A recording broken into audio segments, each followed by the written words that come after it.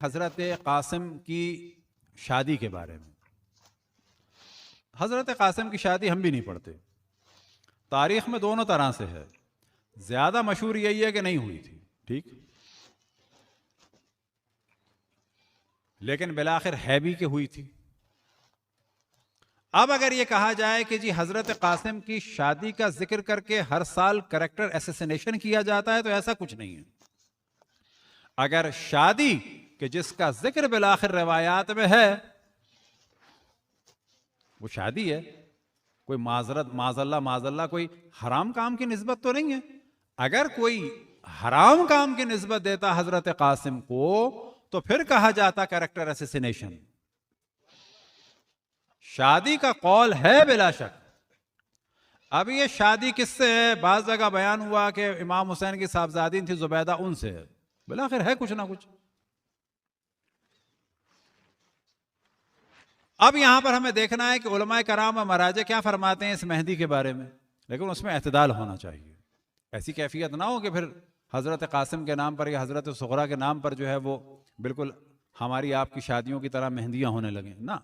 वो मेहंदी हो हुस्न मलाल के लिए। आयतुल्लाह उल उज़्मा बहजत का फतवा है, कोई हर्ज नहीं है। आगा खामनाई का फतवा है, कोई हर्ज नहीं है।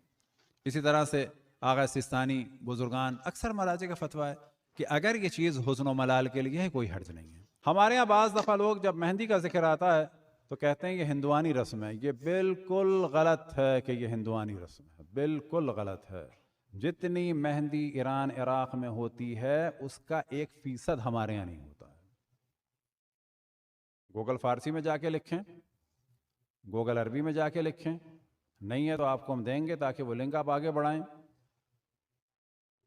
अक़द कासिम लिखें, हना लिखें, हम लोग हिना कहते हैं, फारसी में हना है, अरबी में आमतौर पर हन्ना कहते हैं।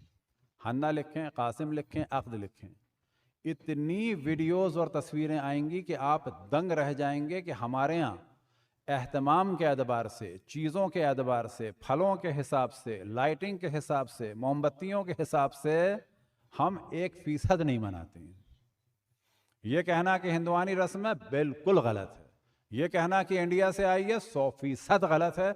हमारे यहाँ ये सारी चीज़ें, क्योंकि इंडिया पाकिस्तान के लोग अय्याम अज़ा में इराक़ जाते थे और इराक़ में ईरान और इराक़ के लोग जमा होते थे। हमारे यहाँ ये सारी चीज़ें वहाँ से हैं। फ़ज़क्किर नफ़ात ज़िक्र। अब आप समझे कि सियाह लिबास का और अज़ादारी का और फ़र्श अज़ा का और मातम का और नोहे का और मरसिए का और जुलझने का और ताबूत का और अलम का और इन चीज़ों का फ़ायदा क्या? इनका फ़ायदा ये करबला याद रहे और करबला को याद दिलाना और याद रखना अफजल तरीन इबादत है। लिहाजा पानी पीते वक्त भी क्या है हमारे लिए हुक्म